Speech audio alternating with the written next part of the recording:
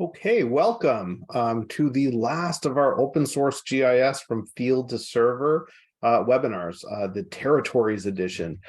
So we're going to go through a whole bunch of information, just some background information on open source GIS. And then we'll be going through a little bit of a demo on how we set this up for Whitehorse as our demo city. So we have a lot of material to go through, so let's dive right in.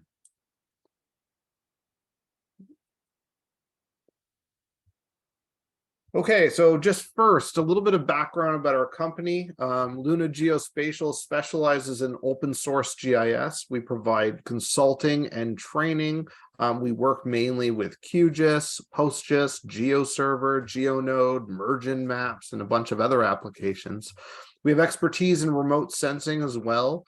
And we provide extensive training, either one-on-one group training or private group training. And we also provide support as a service. We have a software development division that can develop things like custom web GIS, dashboards, data portals, mobile applications, and really any database-driven application. Another thing we provide are GIS servers. So these are cloud-based, fully managed GIS servers that run Postgres, Geoserver, and other software that you might want to add to the system. And with it, we provide backup, support, maintenance, as well as extensive training with our systems. We have a lot of clients from coast to coast in Canada and around the world.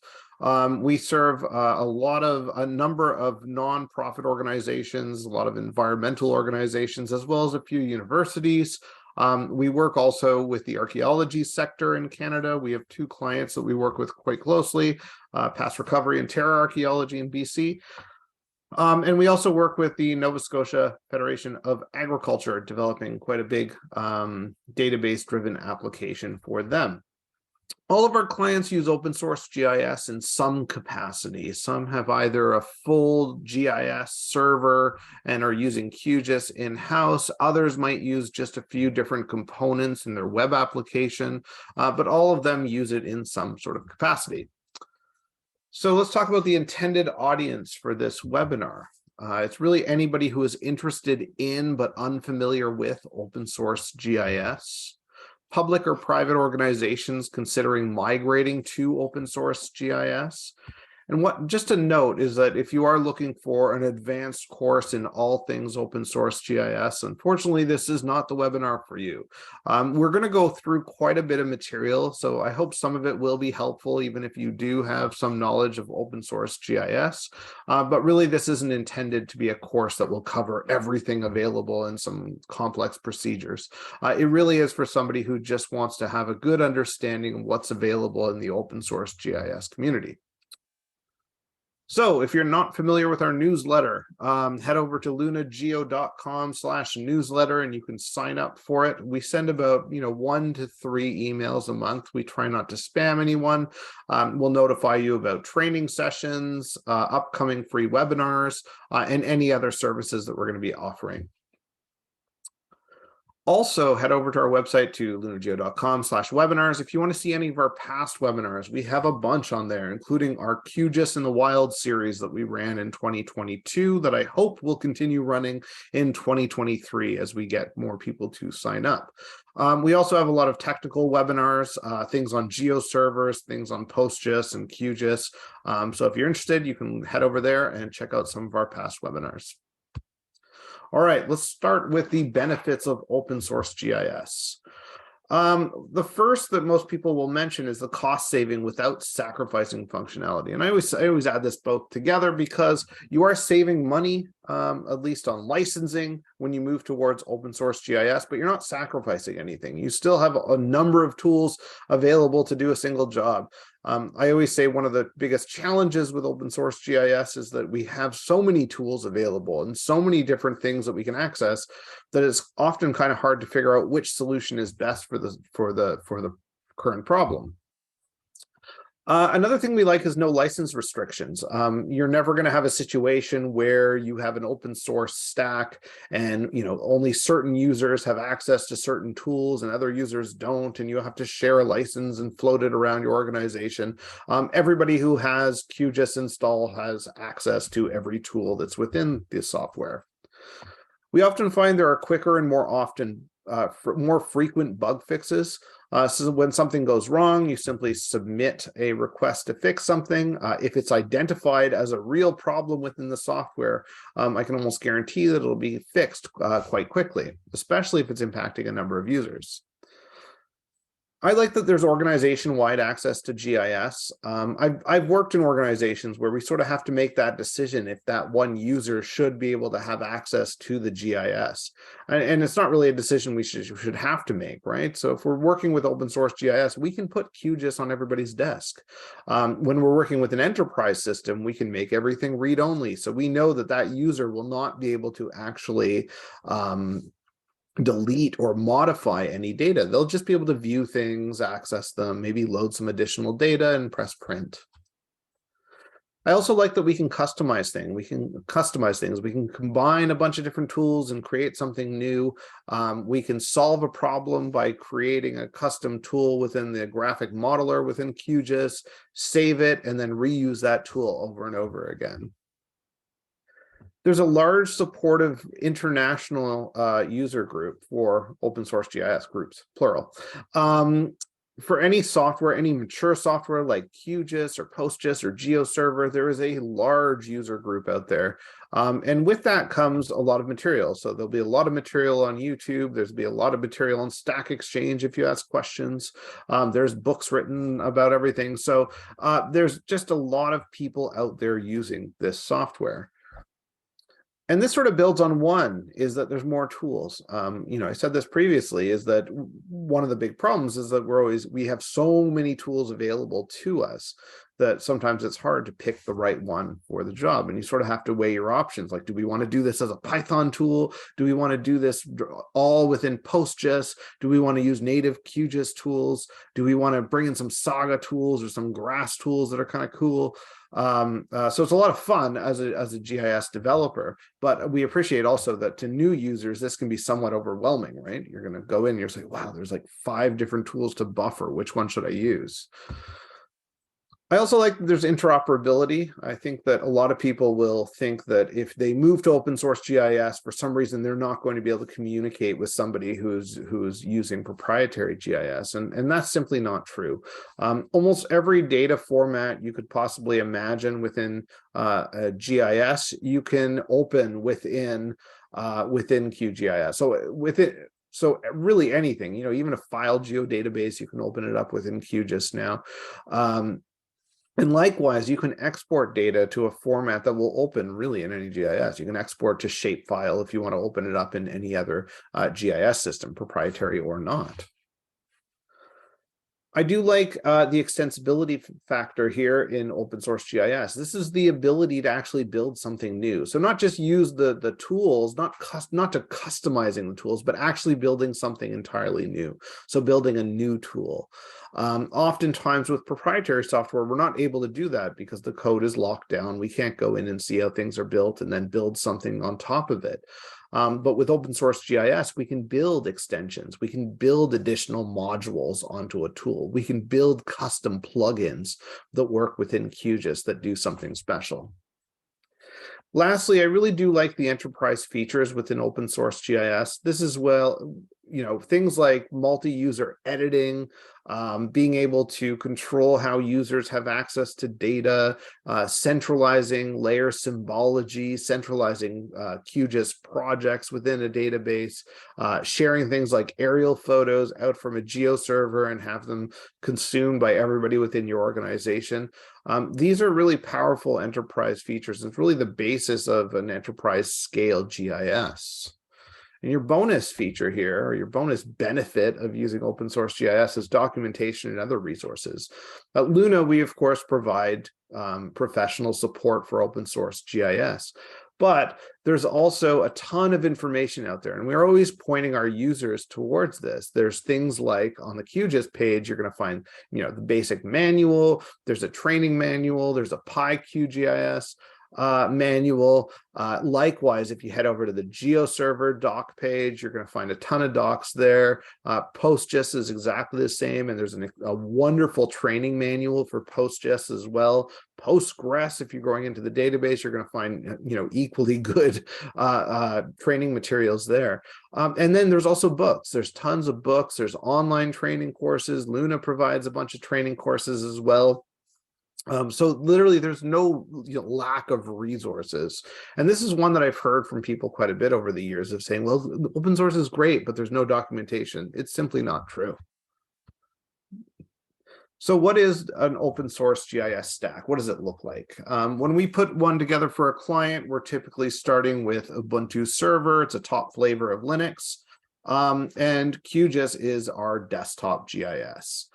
Tons of features, does everything we need, but most of all, it connects to everything else that we set up within the server. That will be Postgres. So this is a relational database management system used widely around the world, been around since the early 2000s. On top of that, we install PostGIS, which is the spatial extension for Postgres. So this allows you to turn your database into a truly spatial database. Then we tack on Geoserver. This is used to share raster and vector data on the web. And then if you're going to be doing any mobile data collection, MerginMaps is the app for you. This allows you to create your own sort of custom app within QGIS, share it out into the cloud, and then have any number of users connect to it and collect data in the field. Lastly, we typically build custom WebGIS applications for our clients. Now, they may connect to some other applications as well, but this is something that we'll often do, is that we set up this custom WebGIS. We have a boilerplate application that we call LunaMap, and we sort of take this and then we customize it to the client's needs. So what does this look like when we have all this set up? So the central brain of the operation is Postgres and PostGIS, our spatial database. This is where all of our vector data live. Also, any tabular data that we need to load into the GIS, think of things like lookup tables for drop-down menus or things like this. This will live within Postgres. And we serve out layers, vector layers, as well as raster data onto Geoserver. And in Geoserver, this is living right on the server itself. So we can load things like all of your aerial photos and serve them out directly through Geoserver. Now, the most common output for this will be some sort of web application. So we might use GeoNode, which is a spatial content management system, or we might build a custom WebGIS with something like Leaflet or Open Layers. And this will make clients happy because with Geoserver, you can, of course, share your data out to them. So think of it if you're a municipality, let's say, and you have all of your aerial photos served out through Geoserver. You can serve those out as wide open WMS or WMTS services, and the general public can access those. Likewise, you can lock it down through Geoserver and say, okay, well, you need credentials to access this. So if you're something like a county and you want to serve out aerial photos only to your lower tier municipalities, you can do that. So the other way that we connect to this server is with QGIS, so through the desktop. QGIS, of course, interacts with your local file system, or if you have a file share. There are often times where you're doing some sort of geospatial analysis and you are going to be doing this locally. You're probably not going to do some of this stuff, especially if you're working with like large raster data sets. You won't be doing this with something on a server. You will be doing this locally. So you'll load in a giant DEM and then do some processing on it. But this is going to make staff happy. So staff through QGIS will be able to connect to your server, access your aerial photos that you're serving on Geoserver, access all of your vector data directly on the database, and do a lot of cool things like save default symbology to the database or save projects centrally to the database. Next, if you have to do any type of field data collection, you can use something like MerginMaps, as I said. So MerginMaps will make your staff happy. Your staff will then be able to create custom apps, go out in the field. Let's say they're inspecting something, they'll be able to go out, inspect it, bring the data back into the system. Mergin also has a really neat little plugin that we can install on the server called Mergin DB Sync. This allows us to actually share the data back into the database from MerginMaps. So if you go out and you collect a whole bunch of data, you're then able to automatically sync those data to your database. Once they're in your database, of course, you can just open up QGIS, drag the data in, and you can see the data being collected in real time. All right, so what does an open source GIS implementation look like? This is one thing that we do quite a bit, is that a client will come to us and say, okay, we're ready to migrate to open source GIS. How do we do this? Well, we have 6 stages that we go through. First is the server configuration. Once we figure out exactly what software the client needs, we'll go through, we'll install, we'll configure everything, including Geoserver, Postgres, PostGIS, MerginMaps, maybe a custom web GIS, maybe GeoNode, who knows, whatever is required. Next, we go through a lengthy process of database development, where if you're moving from, let's say, a file, like a shape file system or some other storage system for your geospatial data, we have to migrate that over to Postgres and PostGIS. So we have to design your schemas, your tables, your trigger functions, and other objects. And with that, we also have to design your user permission system. So we have to figure out exactly how we're going to give your users access to the data. Should they have read-only access? Should they have read-write access to the data? So that's something that we need to work out at the beginning. Next, we do data and workflow migration. We migrate your vector data to Postgres. We migrate your raster data to Geoserver. We also migrate your workflows. So if there's something that you've done in your previous GIS and you need to now replicate it within this GIS stack, we work with the client to go through that process and do our best to replicate it within either QGIS or PostGIS, or maybe even developing a custom Python script or tool to make it through that workflow. Lastly, we'll go through any type of ETL scripts. So especially if you're pulling data from some sort of external remote source, we can usually either migrate your Python scripts directly if you're using Python, or another thing we can do is might be able to connect to that external source through the database itself through something called a foreign data wrapper. Now, we've done this, of course, with things like SQL servers, where perhaps for a municipality, all the land ownership data lives within SQL Server. That's fine, but all your geospatial is now going to live within Postgres. You can actually create a link in the database between the two. So we help clients set this up. The 4th step is training and documentation. This is where we do the intro and advanced QGIS courses. PostGIS and QGIS in an enterprise environment teaches you everything you need to know about using PostGIS within QGIS and all the sort of enterprise features that come with it. And then we also do intro to Geoserver, intro to MerginMaps. We provide sysadmin training. So if you do have a system administrator, we can give them as much as they need to know about using this server and integrating it within your own IT system. We also do workflow documentation at this point. So if there's anything in the previous stage that we figured out for you, we will document that. I do that in 2 ways. We'll either do that actually writing it out with screenshots, but I also find it really helpful to do screen capture. So we actually might just record the process and show you exactly how to do this, create these short little 2 to 5 minute videos so you can replicate the process when you need it. Next, we go live. This is when everybody is happy within your organization. There's a brand new server ready to go. Everybody's connecting within QGIS. But with that comes the last phase, which is ongoing support. So this is when we provide support via email and virtual meetings. And we obviously, at this stage, we provide that ongoing server management with updates, upgrades, and troubleshooting, and so on. So let's talk about software. So the first one is desktop software, and you guessed it, QGIS is the main piece of desktop software that we use. With QGIS, it is a powerful cartography and spatial data management system. So there are literally hundreds of tools within QGIS. The processing framework is extensive. You can actually tack on other applications to it, which I'll show you shortly, and then gain access to even more tools within QGIS. There are both 2D and 3D tools, and I'll note, without restriction. So if you're doing something like terrain analysis, you don't need to have a special license to be able to do that. Your standard QGIS license will allow you to do everything you need. You can create, edit, manage, and export data directly through QGIS. There's also an extensive plugin market. We did a webinar on this a little while ago, and it was quite popular.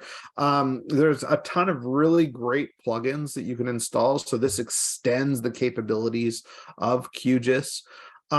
There's hundreds. I think there's like over 900 now out there. Some very specialized, some very general, some just kind of handy little tools where you can do things like capture coordinates and things like that on a map. QGIS offers support for the advanced user to use something like Python or R for geospatial, or my personal favorite, spatial SQL.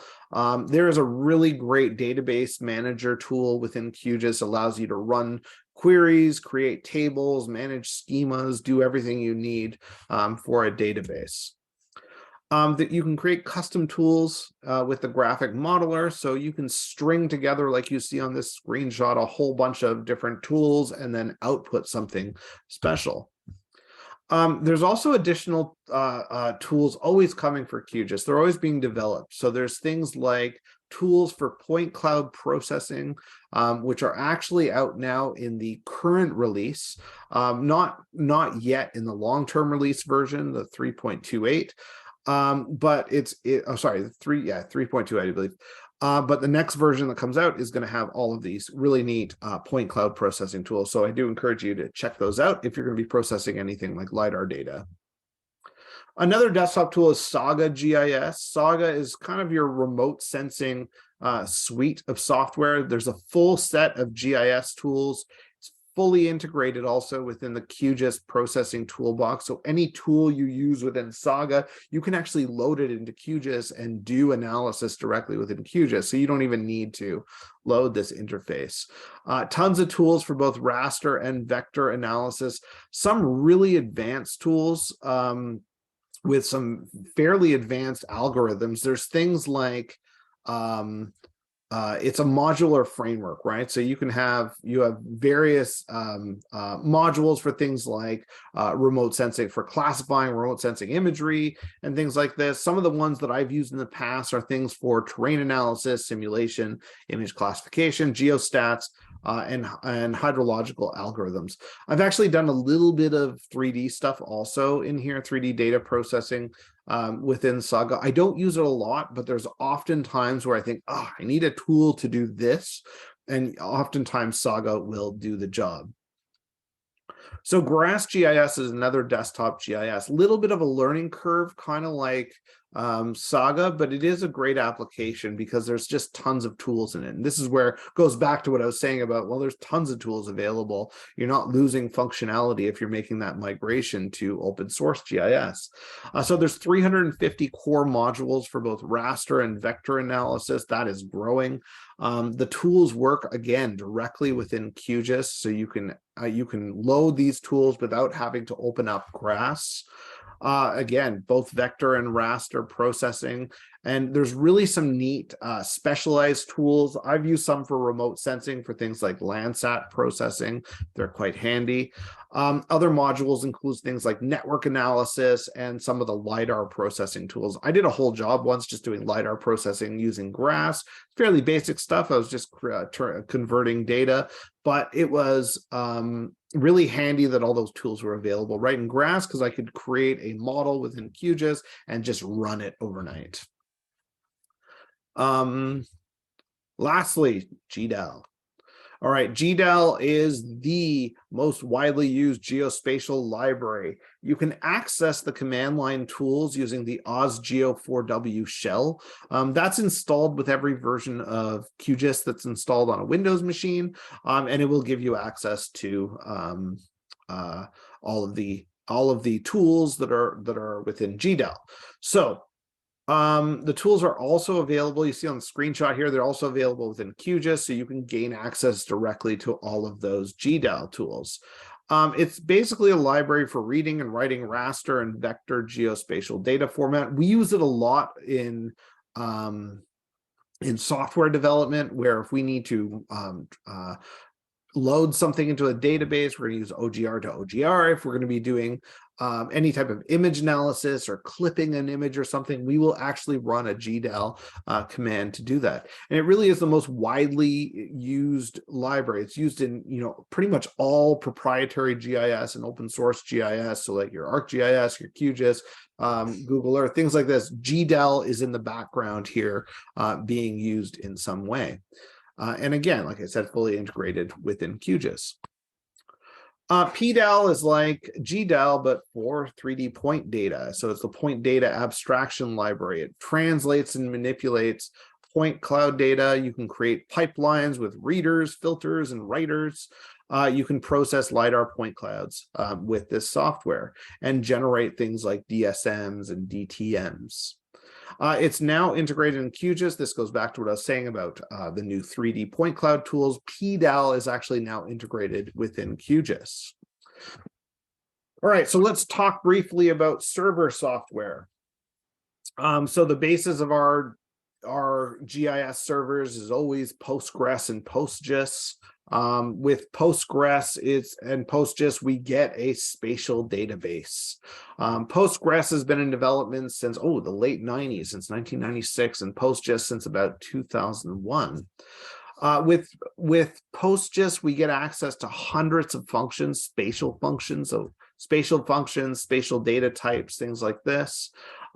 It's nice to incorporate, to have all of your spatial data live within a relational database management system, because it simplifies things like backups and restorations. We can also use the Postgres permission system to limit access to our geospatial data. So we can do things as basic as just, granting permissions to individual tables, table, layer, same thing. Or we can do things like, grant permission to edit certain fields within a table. We can also do things like row level security within the database. So it's really nice that we can leverage all of these, the full permission system within Postgres, and then use that within a GIS environment. We can also do cool things like create audit tables with trigger functions. So these will just think of any edits that you make on one table will automatically be written to another table. And we can automate things. We can do things like automatically calculate the area of a polygon the minute we draw it. So draw the polygon, press save, boom, its area now, its perimeter. Same thing with lines. You can calculate the length, but you can get very complex here. You can calculate things like distance to the nearest road, distance to the nearest watercourse, and so on. So the integration with QGIS is extensive. We can do everything we need to do with the database within the QGIS environment. You can do really neat things like saving default symbology to the database. And I'll show you a bit of this stuff during the demo shortly. We can also have full database management with the database manager, which you see here on the screenshot. This allows you to access your database. You can run queries and so on against the data. You can run complex queries, but you can also do things like just create tables, load layers. So a lot of basic functions can be performed here.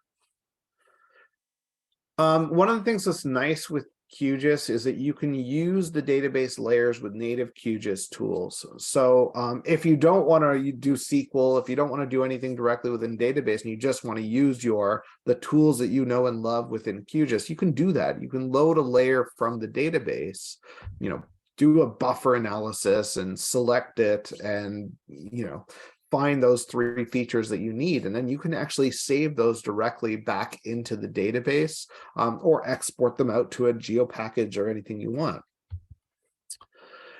I really love that you can save QGIS projects directly within the database. It comes with a little bit of trickiness when it comes to permissions. But what's really nice is that you're able to centralize something like a base map for your entire organization. So you know that nobody's going to come in and modify it. It's saved. You can have the permissions set so that nobody can actually edit this base map.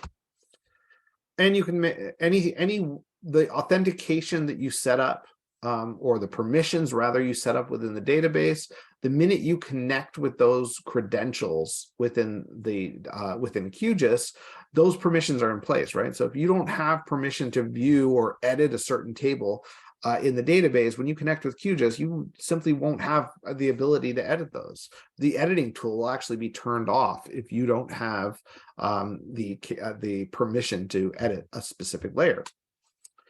I also love how PostGIS is integrated within a lot of plugins within QGIS. One of the ones that I like the most is called the Discovery plugin. This allows you to do a simple search and zoom, but a little bit more than that. You can do set up quite complex queries, and then use the Discovery plugin to search your data, and you can find it. So you can search for things like, imagine if you had a really complex watercourse layer, you could find a certain creek, you could search your road layer, you could search your parcel data for a certain roll number and find that, or a certain address. You can even do partial searches, so as you type, it sort of searches, right? It's a really great plugin to use, and most of our clients use that in some capacity. The other piece of software we install on our server is Geoserver. Geoserver allows you to share data on the web, share geospatial data on the web. It's been in development for quite a while, since about 2001. And it permits sharing and editing of geospatial data. You have the ability to connect to a variety of different data sources, both vector and raster, and share those out in a bunch of standardized services. So you can serve it as a WMS, WFS, WMTS, WCS. There's support really for everything. There's also a lot of extensions. We use quite a bit when we're doing software development. A lot of our software is built upon Geoserver, but there's a lot of extensions to actually extend the capabilities of the types of data that you can consume through Geoserver. So there's extensions to connect to things like Oracle, SQL Server, DB2, MongoDB, MySQL, and so on. There's also other OGC compliant servers out there. If Geoserver isn't the flavor for you, there's Map Server, and there's also QGIS Server, which is kind of neat. WebGIS software. So Leaflet has been around since about 2011. It is a JavaScript library that can be used to build web applications. We use it quite a bit when we're building certain types of applications. It's a very easy library to use. We're able to load layers that we've shared out from Geoserver onto the web. One of the things that's nice about it is this tool, QGIS to Web plugin. And if you install this within QGIS, you can pretty much turn any project you're working on into a web-based map. Now, for more advanced purposes, OpenLayers is the tool for you. It was first released in about 2006. Again, it's a JavaScript library for displaying maps on the web. Very similar, of course, to Leaflet, but the thing about it is that it has a lot of really neat advanced features. So it does all the basic stuff. You just want to pull a WMS layer from your Geoserver and load it on a map. It can do that. But it can also do a lot more advanced things like, baked right into OpenLayers is the ability to load things like vector tiles. Baked into OpenLayers, you have the ability to do a lot of things that you might have to custom code within Leaflet.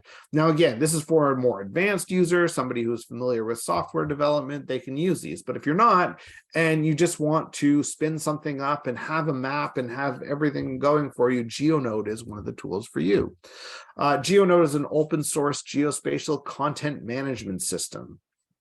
It simplifies user management and data access rules. You can load all of your data within GeoNode and then share it out to your users. Some things that I like here, you have a private and public portal for sharing geospatial data. So you establish permissions on each layer you load. If they're public, anybody can see them and access them through your portal. But you can also have private layers that you load that are only available to authenticated users. To make your way through these data and to find things within your data set, there's a full text search. So you can search through data, maps, and documents. So whatever you put into the metadata, those will be searchable fields.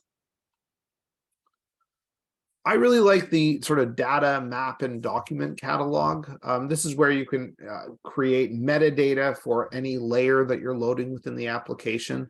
And it should be noted that your data can be used to create maps, but you're also able to upload things like documents and provide metadata associated with those documents. So if you've done a project and created a whole bunch of data sets and you load those data sets into the application, you can also load the documents.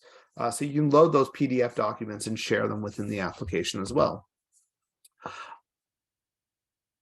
Another nice feature here is the ability to download data. So if you are turning this into something like an open data catalog, you do have the ability to actually download data in multiple formats when you set this up. A nice feature is the ability to create is the web GIS. So they're integrated within GeoNode is a pretty standard web GIS, but there's also this GeoStories capability. So it allows you to sort of tell a story with a bunch of different maps and some text and other multimedia features. Something I really like about GeoNode is its integration with QGIS. So there is a tool that allows in the browser panel that allows you to connect to your GeoNode instance, and you can pull data from the GeoNode instance. So what some clients might do is they'll sort of, instead of giving direct access to the database, they might only just give people access to GeoNode. So at this point, they're able to load data in QGIS from this GeoNode extension. Now, for many clients that we work with, they want something custom. What comes out of the box looks okay, but there's a bunch of tools they want. There's a bunch of functionality they want. So we have to create something special for them. This is just an example of one of our LunaMap applications that we built for a client. And it allows you to do things like toggle overlays. It has support for WMS, WMTS, WFS, vector tiles, really anything you want to load into it, we can set that up. It has a base map switcher, so there's a bunch of aerial photos you can switch around, but you can also load in OSM and a bunch of other layers. You have the capability to search and zoom, so you can search for, you see this in this example here, where we search for a specific street address, and we're able to find more information about that parcel data set once the search is complete. We can click on the map, and that's where this pop-up comes from, and the yellow outline around the parcels that we can click and find more information about the feature. We can filter features on the map. We can create custom print layouts. We even have a GPS tool. So if you're an authenticated user, the GPS tool is available. So how we use this is, if you're just walking down a trail and you realize that one of the bridges is broken or needs some sort of repair, it's easy enough to take this app out, log in, collect the point, maybe put a note in saying something is broken, we should probably fix this. A nice feature in here is the ability to have both public and private tools. So the application can change whether you are an authenticated user or not.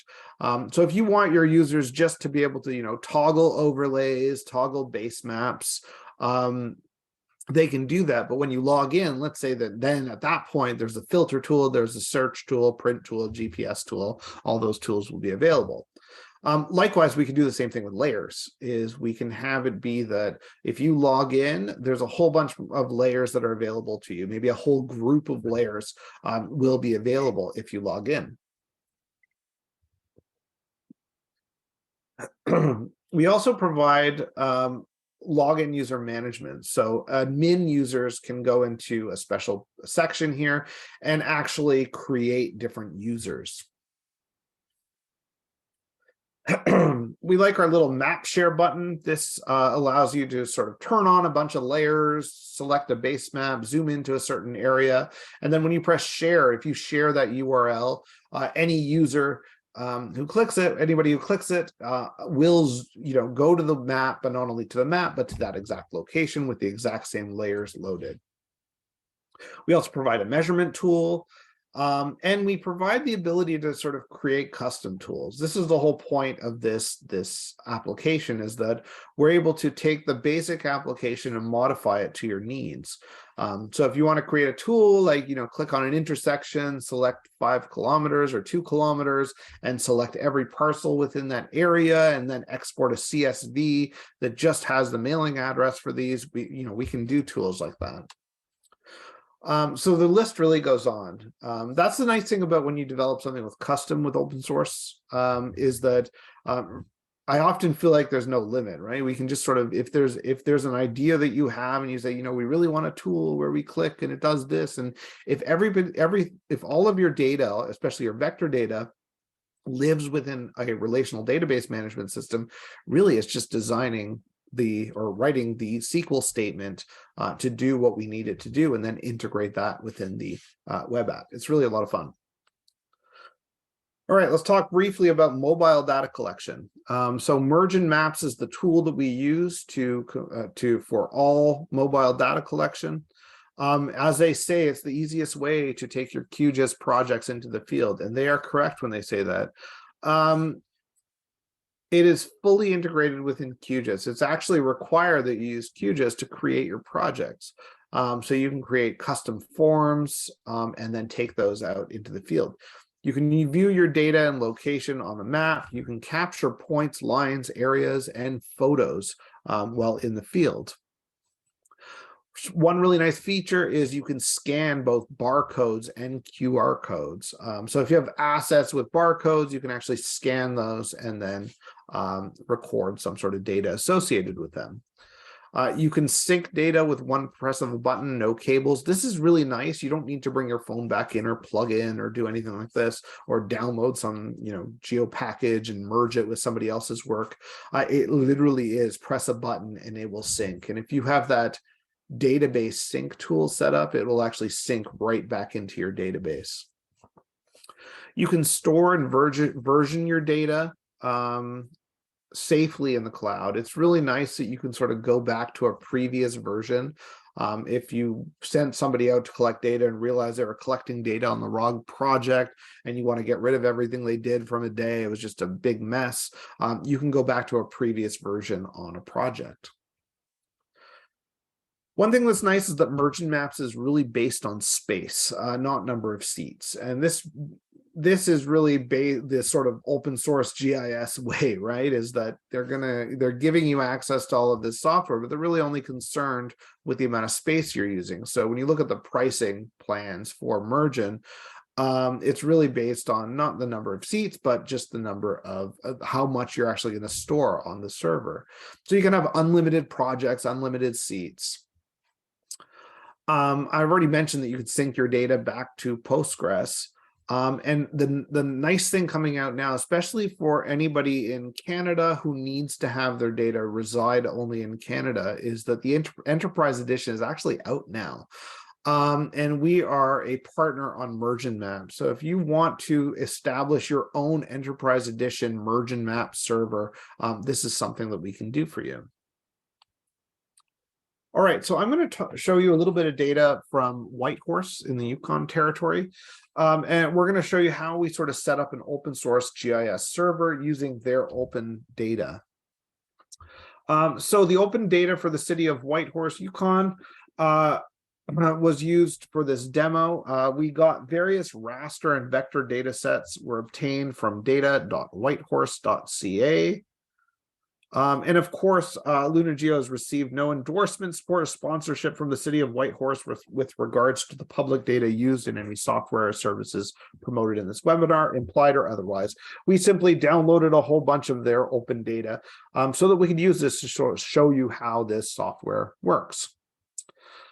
All right, so first step was migrating some of this vector data to PostgIS. So we configured the database structure, and for them, we made a bunch of schemas, which you see here for things like boundaries, buildings, environmental, and so on.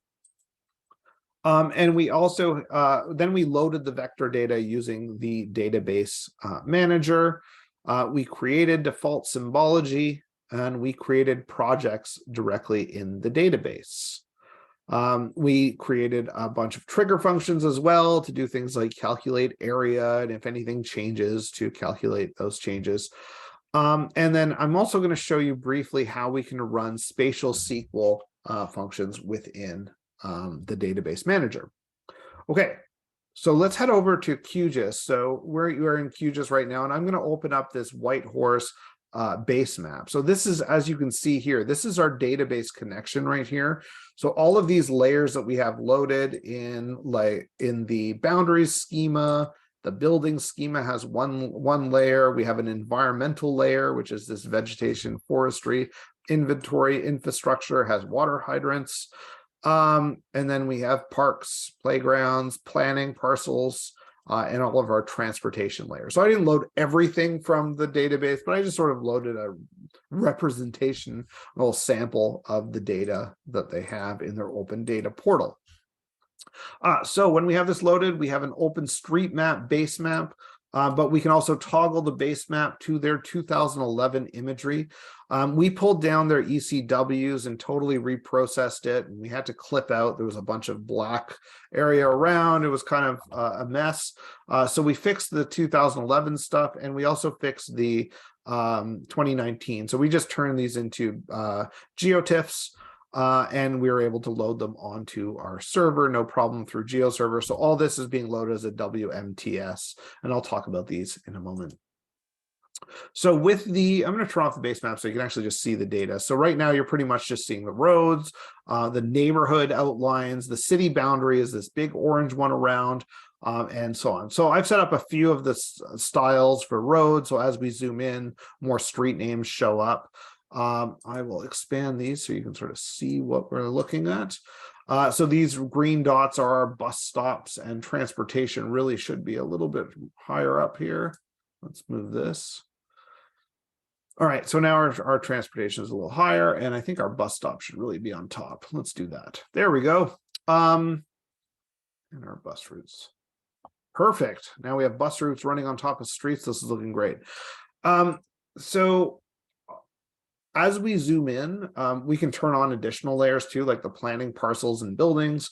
All this is being pulled directly from PostGIS. This isn't being pulled directly. Whenever I give this demo, I always like to say also, like, I'm on a pretty normal internet connection. This isn't incredibly fast. All of our servers are in Toronto. I'm in London, Ontario. It loads quickly. It does not feel laggy as you load directly from the database. QGIS is very smart with how it manages pulling data from the database. It will not pull the entire data set as we're zoomed in like this. It will when we're out. So if you are loading a large parcel data set, it will take a few seconds to load that. But once it's loaded, it's really quite fast to navigate through the site. So one of the things that's nice about this is the ability to save default symbology. If we go into the properties of, let's say, the buildings right now, we see that we have this style established. We have that saved to the database because we can go to here to style and say save as default. And the three options are cancel, local database, that just saves it locally. So your user will see a certain layer in that style, but data source database is the key here. If we press it, it says, do you want to overwrite the default symbology? Sure. I could create another one too. I could say, well, you know what? I want some buildings to be orange.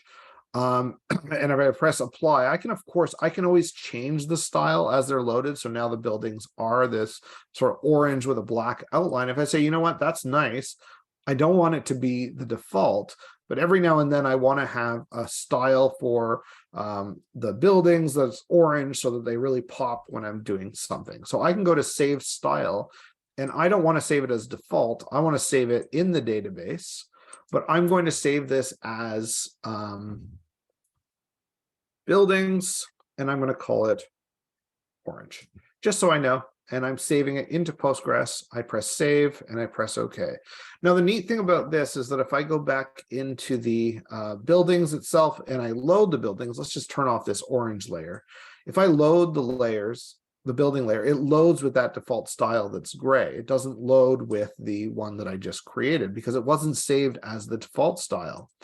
If I go back into properties right now, I'm going to show you what I mean here. If I go to load styles, we see that there are now two styles, or really three styles, associated with the database. We have the outline, building outline, and we have this orange style. So if I switch back to this one, we can see our style has changed back to this. So the nice thing about this is that all of the styles are saved in the public schema in the database in this layer styles table. We can lock that down. We can have it be that only certain users within the organization can modify the styles on a layer. I usually recommend this to clients. I say, okay, style your layers, but only certain users should have the ability to actually make those changes. The next thing you noticed is that when I first came in here, I saved a project to a schema, or I loaded it, rather. I loaded this Whitehorse base map. So imagine this is just the base map that you're loading for your organization. It's going to contain all your layers, and it's pretty much anybody who needs to access the GIS and wants to zoom in on a parcel and find out some information about something. They can load this, they can read.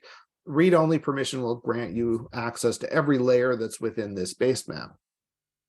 But to do that, to save to the database is really easy too. You just go projects, save to Postgres, and then it asks you where you want to save it. I want to save it in the map schema. And it'll already list the ones that are there. Well, there's Whitehorse base map. I want to call this Whitehorse base map 2. And I press save. Now, if I refresh, we see that we now have 2 maps. So if I go back to the original one, it takes a second to load. We go back to that original base map that I just created. But if we go and double click on the next one, we load our next map. So just like the styles, we're able to control who has access to those. There's this table here called QGIS projects. So whoever has readability on the QGIS projects table will be able to load these projects. Whoever has write ability will be able to actually change these projects. So that's key here. So when we go through our enterprise training with a client, this is something that we spend a lot of time talking about. But in a nutshell, this is pretty much how we set up a project within QGIS and within the database. We load all the layers, we style them, we create these default maps that you're able to use within your organization, and then we work on things like workflow migration. So one of the next things that we do that's really neat is we're able to run fairly complex spatial SQL queries on the database. So we can ask questions like, how many buildings are there within each neighborhood in Whitehorse?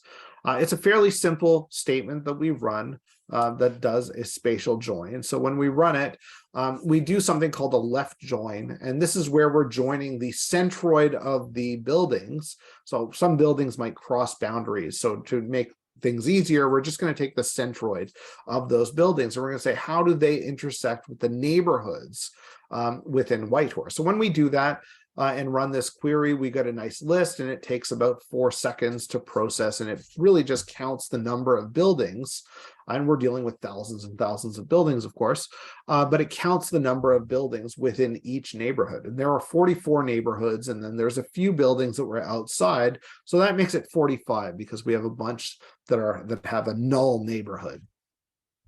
So let's get a little more complicated. So what is the building density in meters squared within each neighborhood in Whitehorse? And this is where SQL gets to be a lot of fun. So once you get good at doing this stuff, you can write a fairly complex query. The only thing I'm going to say to you this is if there are any SQL pros out there, I'm still using the centroid here, right? So if a building sort of went off and it was half in one neighborhood and half in another neighborhood, but the centroid was in one, it's only going to be counted within that neighborhood. So that's the only part of this query that's really not right. We should do something called an intersection where we actually cut the buildings and then calculate the space. So we could write this in many different ways. This is one way that we can do it. So when we run this, we're able to get that building density in percentage. And we're able to say that like 13.63% of the Arkell neighborhood is actually covered by buildings. So the next thing we work on is processing the raster data. So this is really doing the Geoserver side of things. And this was fun. We grabbed the ECWs that were on the site, we pulled them down, and then we are able to process them. So we optimize them using GDAL, we use the command line, we have a bunch of tools that we use and a bunch of standards that we use to optimize imagery. And then we serve and cache the imagery with Geoserver and the integrated GeoWeb cache. And then we can consume the web services via QGIS. So I'm going to start by just creating a nice clean QGIS right here, and I'm going to head over to Geoserver just for a sec. So when we're in Geoserver, I'm going to quickly log in. Now that I'm in, I'm going to look at our layer preview, and I'm going to look for Whitehorse. As I'm in Whitehorse, now I can see the additional the layers. So I have the two. I have the Whitehorse 2011 imagery and the 2019. If I click on the Open Layers link, this shows me the imagery. And now I can zoom in. I can see this imagery quite clearly. I can zoom in right to Street View if I want. And it's quite fast. It's responsive. And then I can also load the 2019 if I want, and that's quite fast. But the key here is we can load these within QGIS. So if I go in and I'll do the same connection to the WMTS service, I have a whole bunch of layers that I'm serving in here, but I also have this Whitehorse 2019 and 2011 data set. Let's just load the 2011. And if I zoom in, this is now being loaded as a WMTS. I have not built the entire cache for this layer. So I built most of the cache so I can sort of zoom in quite easily and go into different neighborhoods, and it's quite quick. And you can see that the tiles are sort of loading as we go. Something I'll show you that's really neat is that if we go back into Geoserver, and let me just filter this, we can see the amount of disk space that's used for each layer. So which layer am I loaded again? 2011. So 2011 is now sitting at about 401 megs. So like I said, I didn't cache all of this stuff because I wanted to give you a realistic view of how this works when we first load the data. So if I zoom into this neighborhood, we can see that a lot of the tiles are sort of loading quite quickly. But if I zoom into a neighborhood, this might be one, we actually have tiles loading now. So underneath, we have sort of things being pulled from the Geoserver, their new layer, new tiles being produced. It's still fairly quick. But remember, before we loaded these tiles, we had 401 megs of cached imagery on the server. So if I refresh this page now, we're up to 507 because as we pan and zoom around, we're actually generating new tiles. See, this is sort of lagging a bit. Boom, it's in. And if we press refresh, we're actually building up that cache as we use it.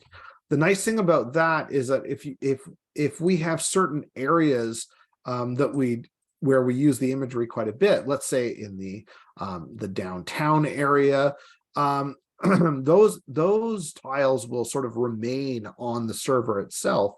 But areas that, let's say, well, maybe in this sort of more rural area, we rarely zoom in and look at individual trees here. So really having any of this area stored as cache is really quite useless for the most day-to-day reasons. So really, we might only cache sort of this area where there's buildings. So that will actually be the cached area within the server. Kind of nice. Okay, so we have our imagery loaded, we have all of our vector data loaded. The next thing is we might want to actually use this to do some sort of mobile data collection. So what if we want to do a hydrant inspection with MerginMaps? So the step one is to build a QGIS project. There are 1,185 fire hydrants in Whitehorse. We want to convert the hydrant layer to GeoPackage format and just store that locally. And then we're going to create a project with OSM and the hydrant points. Step two, we create the hydrant inspection fields for 15 questions. So the questions go on: inspection, time, date, inspector name, is the fire hydrant accessible, and so on. So we have 15 different things that we're going to sort of assess. So the first thing we need to do is create these fields within the data and provide some sort of alias for them, right? So we're going something like question 4, are there leaks? We're just going to call this Q4 leaks, but the alias will be Q4, are there leaks? And this is going to be an integer field. So hydrant inspection, step 3, we're going to create an attribute form. So we're going to create a tabbed interface with inspection fields in one tab and the other attributes in another tab. We don't really need to see all the attributes related to the hydrant. We really just want to see the inspection fields and have the attributes available if we need them. We're also going to add aliases. This is where we add the aliases for the different questions. And we're going to add different types of widgets like drop-down menus, time date pickers, checkboxes, and so on. And this is what the form looks like. So if you haven't used QGIS forms, really dive in and give that a go one day, because you can create a really amazing attribute forms. We did a webinar on this a little while ago, and it was really quite popular. People enjoyed it. There's a lot of functions in here to explore. So our inspection form, as you can see, it has all the different questions from 1 to 14 listed all the way down, and we have checkboxes and so on, and everything works nicely. So step 3, we want to create the MerginMaps project. With the plugin, this is very easy to do. We package the project for MerginMaps using the MerginMaps extension. We sync the application to MerginMaps. We sync to the mobile app. For any number of users. So if you have 10 users that are going to be going out to inspect all the hydrants, they can all have it on their app and they can go out and do their work. Then we survey. So this is really the first step, is you click on this button, which is just package the current project. So we already had that project. It had a GeoPackage loaded with an OSM base map. And we select the layers that we want to package up. And really the only ones we want to package is the water hydrants. We save those locally as sort of like a new QGIS project. And then that is synced to the MerginMaps cloud platform. So what we end up with is this. We have our QGIS project opened up. I created a bunch of sort of styles for here where not inspected is red and inspected is green. So far we've done one, but the same form exists on the mobile app, or the same view, right? The map will show exactly whatever you create within QGIS, however you style your layers, it will look exactly the same on the Android app. So let's look a little further with this attribute form. So on the desktop, we have our inspection tab that has all the fields that we just looked at. And then we also have our attribute fields, which shows all, those are just the basic attributes that came with the hydrant data. Now on mobile, we're going to see that we have that inspection tab. The inspection tab is the exact same forms, exact same fields, exact same aliases that we created within QGIS, except now it's available on your Android or iOS device. Likewise, the attribute form shows all the attributes. Now, I set all the attributes to be not editable because I don't want anyone to be able to go out and sort of make changes to the attributes, especially something like the ID field, because I'm going to link that ID field back to the source data to be able to say that, yes, this hydrant was inspected on this day by this inspector, and this was the outcome. So let me give you a little brief look at how this looks. So when we do have this loaded within QGIS, we have MerginMaps. We have this is part of the plugin, and we can load the MerginMaps map. So this is the one that you just saw. So if I go in and identify I can identify this, and automatically what pops up is the form that we just created. And you can see the form has certain drop downs. This will code a 1 if you select yes, a 0 for no, and then there's also the option of having a null value. These are multi-line text inputs, but we could also have drop downs. I created a custom one that was like very good, good, fair, bad, very bad. And I set this one to fair. The next tab over is what I was telling you about, is the attribute data. So that's the basic attributes. If we loaded the layer, this was what you would see from the database. Okay, so we have this loaded. We can also go on and we can, check any of the other ones, say, oh, this hasn't been inspected. We really should inspect it. So when we make our changes, if I was going to go through, let's say, and do, all right, this one, let's say we inspected it today. It was me. I went through, I said, are there problems? There are no problems. I did everything. There's nothing to be said. This hydrant is in very good condition. And I press OK, I press save, I turn off my editing session. We've now made a change, right? To sync it back to Mergin, all we have to do is press this button. It asks me, do you want to sync this update 1, press sync. This pops up very quick.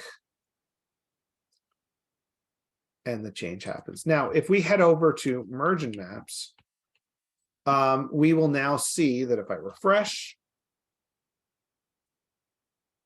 is that we have 3 changes. This change was just made.